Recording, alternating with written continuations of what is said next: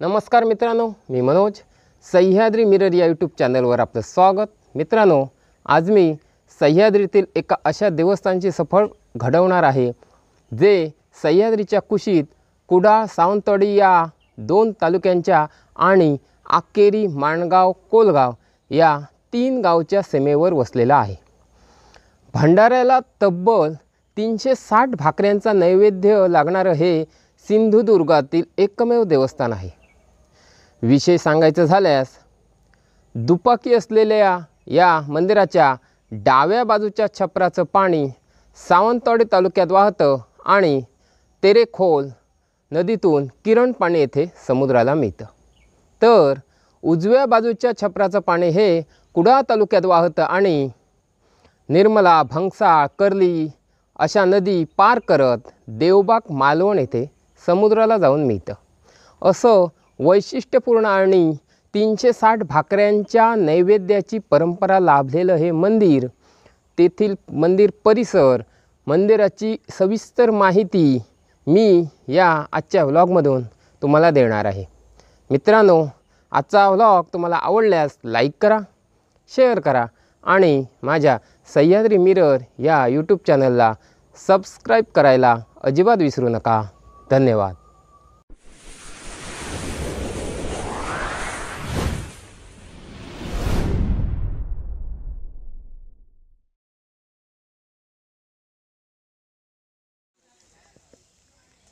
आकेरीचं ग्रामदैवत रामेश्वर ही 3 गावची देवता. नेमळे, झाराप येथील बंधू भगिनींची भेट घेतल्यावर रामेश्वर आकेरी सिद्धडोंगरी येथील सिद्ध महापुरुष मंदिरात भेटीसाठी जातो. ज्या तपस्वी सिद्धपुरुषाने रामेश्वराची आपल्याकडील दिव्य शक्ती मंत्राने स्थापना केली, 3 गावची जोडणी केली, तो हा नाथपंथी गोसावी समाजातील सिद्ध महापुरुष. त्याचीच येथे जिवंत संजीवन समाधी आहे.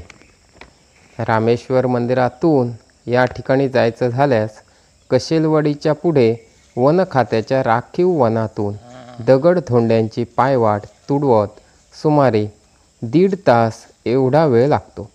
सरासरी हे अंतर वळणावळणाचं आणि 4 किलोमीटर एवढं आहे. सह्याद्रीचा मनमुराद आनंद लुटत थेट चढाव आणि थेट उतार पायाखाली घालत या मंदिरात आपण पोहोचतो. येथे जाण्यासाठी कोलगाव, माणगाव येथूनही पायवाटा आहेत. वाटेत जाताना धनगरमळी येथे जुने बुरुज, झोपड्या, घरे, पडक्या वाड्यांच्या चौथऱ्याचे अवशेष नजरेस पडतात. असं सांगतात, पूर्वी येथे धनगरमळीवर धनगरांची मोठ्या प्रमाणात वस्ती होती.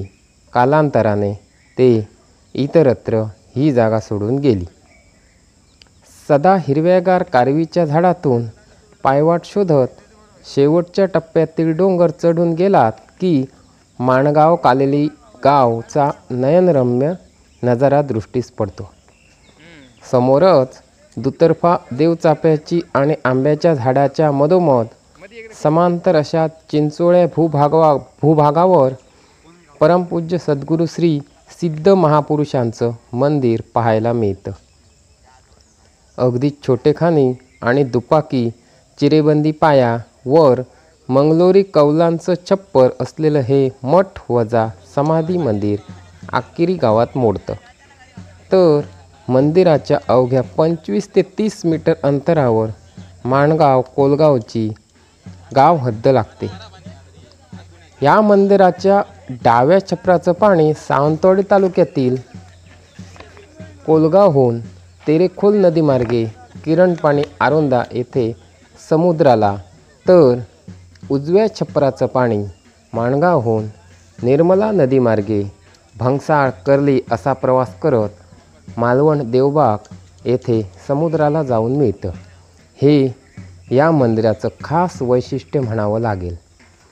सावंतवाडी, कुडाळ असे 2 तालुके, तर आकेरी, कोलगाव, माणगाव असे 3 गाव जोडणारं हे मंदिर आकेरी ग्रामपंचायत दप्तरी 223 नंबरला नोंदलेलं आहे. तीन गाव फिरतीनंतर सहसा बुधवार किंवा रविवार रामेश्वर भेटीसाठी ठरविला जातो. पालखी, तरंग, सल्तान आणि ढोल ताशाच्या गजरात देवाचं येथे आगमन झाल्यावर या सिद्धमहापुरुषाचा राखणदार श्रीदेव भैरी चाळ्याला 2 कोंबडे भक्ष्य दिले जातात. त्याचा वाडी उपहार भैरीला केला जातो. वाडीत भाकरी, मटण, विडी, दारू यांचा समावेश असतो. गावकर व मानकरी गोसावी यांच्याकरवी गाऱ्हाणे बोलणे झाले की सिद्ध महापुरुषाला केळी व भाताच्या पिठाच्या 360 अखंड भाकऱ्यांचा नैवेद्य दाखविला जातो. या भाकऱ्या आणि कोंबड्याचा रस्सा येथे उपस्थित भाविकांना देवाच्या भंडाऱ्याचा प्रसाद म्हणून वाटप केला जातो. वर्षातून फक्त एकदाच येथे कोंबडा बळी दिला जातो. अन्य दिवशी येथे कोंबडा बळी दिलेला देवाला अजिबात चालत नाही. हा इथला अलिखित नियम आहे. या समाधी मंदिरासाठी आकिरी गावात या सिद्ध महापुरुषाचे पुजारी मानकरी गोसावी यांनाही येथील पूजा अर्चा व वार्षिक भंडारा कार्यक्रमासाठी कायमस्वरूपी रामेश्वर देवस्थानतर्फे पूर्वीपासूनच राखीव जमीन आहे. आकेरी माणगाव रस्त्याला लागून शबिलदास घाडी यांच्या घराकडे वळताना जी चिंचेचे झाड असलेली जमीन दिसते त्यालाच गोसाव्याचे भरड असे म्हणतात. या जमिनीत पूर्वी क्रिकेटच्या स्पर्धा होत असत. काही जाणकारांच्या मते येथे फार पूर्वी नाथपंथी गोसावी समाजाची घरे होती. कालांतराने ती नष्ट झाली किंवा गाव सोडून ती इतरत्र गेली.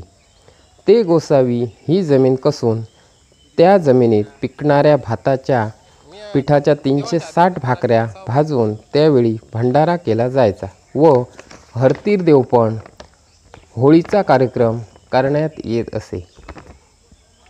तीनगाव मर्यादेत मोडणाऱ्या झारा गावातही गावकरवाडीजवळ गोसाव्याचे टेंब म्हणूनही जमीन आहे. काहींच्या मते गोसावी समाज येथेही सुखवस्तीस राहत असे. रामेश्वर मंदिरातून साधारणपणे दुपारी 1 वाजता निघालेल्या देवता 4 वाजेपर्यंत पोहोचल्यावर माणगाव कोलगाव सीमाभेट घेतली जाते. तेथे 3 सीमेच्या देवचरास पैसा ओवाळून टाकला जातो. त्यानंतर भंडाऱ्याच्या प्रसाद वाटपानंतर देव सायंकाळी 5 वाजताच्या दरम्यान आकेरी येथील रामेश्वर मंदिराकडे यायला निघतात.